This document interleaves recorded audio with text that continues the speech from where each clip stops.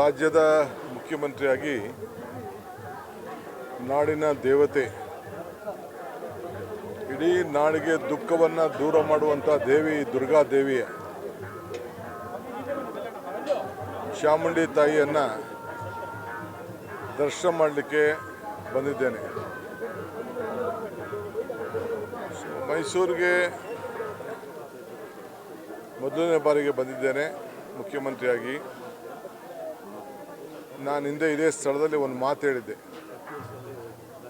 ನನ್ನ ಪ್ರಯತ್ನ ವಿಫಲ ಆದರೂ ಪ್ರಾರ್ಥನೆ ವಿಫಲ ಆಗಲ್ಲ ಅಂತ. ಅನೇಕರು ಚರ್ಚೆ ಮಾಡಿದ್ರು, ಸಂತೋಷಪಟ್ಟಿದ್ರು, ನಗಿದ್ರು, ಟೀಕೆ ಮಾಡಿದ್ರು, ಇವೆಲ್ಲ ಇತ್ತು. ಆದರೆ ನನ್ನ ನಂಬಿಕೆ ಚಾಮುಂಡೇಶ್ವರಿ ತಾಯಿಯ ಆಶೀರ್ವಾದ ಈ ರಾಜ್ಯದ ಜನತೆಗೆ ಸಂಪೂರ್ಣವಾಗಿ ಅವಶ್ಯಕತೆ ಇದೆ. ನಾನು ನಂಬಿರುವಂಥ ನನ್ನ ಅಜ್ಜ ಯಾವಾಗಲೂ ನನಗೆ ಮಾರ್ಗದರ್ಶನವನ್ನು ಕೂಡ ಈ ರಾಜ್ಯ ಯಾವ ರೀತಿ ಸುಭಿಕ್ಷವಾಗಿಡಬೇಕು ಅನ್ನೋದನ್ನು ಮಾರ್ಗದರ್ಶನವನ್ನು ಕೊಟ್ಕೊಂಡು ಬರ್ತಾ ಇದ್ದಾರೆ. ಸೊ ಧರ್ಮ ಕಾಪಾಡಬೇಕಾದ್ದು ನಮ್ಮೆಲ್ಲರ ಕರ್ತವ್ಯ. ಯಾವುದೇ ಧರ್ಮ ಇರಲಿ, ಅವರವರ ನಂಬಿಕೆ, ಅವರ ಆಚಾರ, ಅವರ ವಿಚಾರ. ನಾಡಿನಲ್ಲಿ ಒಂದು ಸರ್ಕಾರ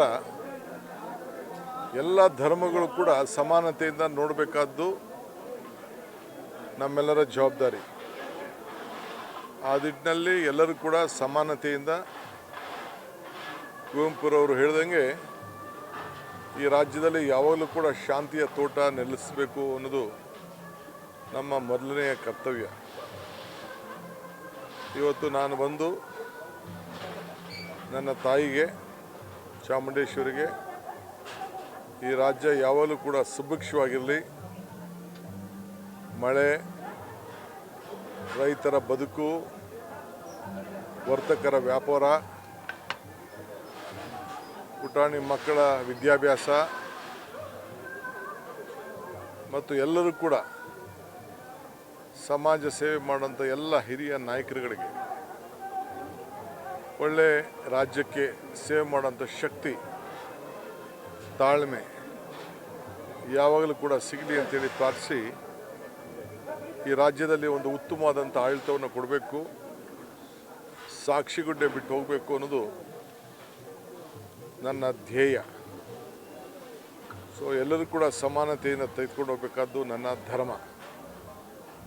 ಸೊ ಧರ್ಮವನ್ನು ಎಲ್ಲ ಜನರ ಹಿತಕ್ಕೋಸ್ಕರ ಕಾಪಾಡಿಕೊಂಡು ಆ ತಾಯಿ ನಮ್ಮೆಲ್ಲ ಕಷ್ಟಗಳಿಗೆ, ದುಃಖಗಳಿಗೆ ದೂರ ಮಾಡಿ ಸುಭಿಕ್ಷವನ್ನು ಕೊಟ್ಟು ಆಶೀರ್ವಾದವನ್ನು ಮಾಡಿ ನಮ್ಮೆಲ್ಲರನ್ನ ಕಾಪಾಡಲಿ ಅಂಥೇಳಿ ಆ ನಾಡಿನ ದೇವತೆ ಚಾಮುಂಡೇಶ್ವರಿಗೆ ಪ್ರಾರ್ಥನೆ ಮಾಡಿದ್ದೇವೆ. ಕಬಿನಿ ತುಂಬಿದೆ ಸರ್, ಇವತ್ತು ಹರಿಸಬೇಕು ಅಂತ ಮೌಖಿಕ ಸೂಚನೆ ಕೂಡ ಇದೆ. ಕಬಿನಿ ತುಂಬಿರೋದೊಂದು ಸಂತಸದ ವಿಚಾರ. ನೀರನ್ನು ನಾವು ಇಟ್ಕೊಳ್ಳೋಕ್ಕಾಗೋದಿಲ್ವಲ್ಲ, ಅದನ್ನೇ ಕೇಳ್ತಾ ಇದ್ದು.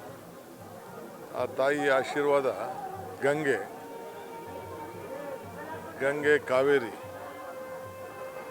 ಇವತ್ತು ನಾವೆಲ್ಲ ಕೂಡ ನಮ್ಮ ಸಂಕಟಗಳು ದೂರ ಆಗಲಿ ಅಂತ ಒಂದು ಮಾತಿನಲ್ಲಿ ಹೇಳಿದ್ದೇನೆ.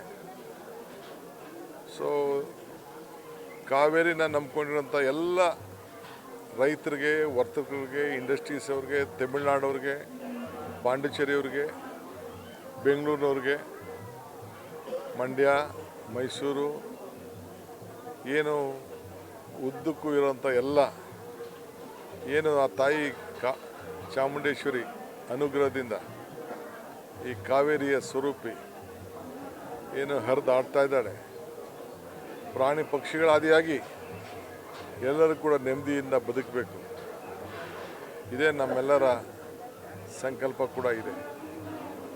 ಸೊ ಅದರಿಂದ ಒಂದು ಉತ್ತಮವಾದಂಥ ಒಂದು ವಾತಾವರಣ ಈ ರಾಜ್ಯದಲ್ಲಿ ನೆರೆದಿದೆ. ಗಂಗೆ ಹರಿತಾ ಇದ್ದಾಳೆ, ಕಾವೇರಿ ತುಂಬ್ತಾ ಇದೆ. ಆ ದೇವಿಗೆ ನನ್ನ ನಮನ.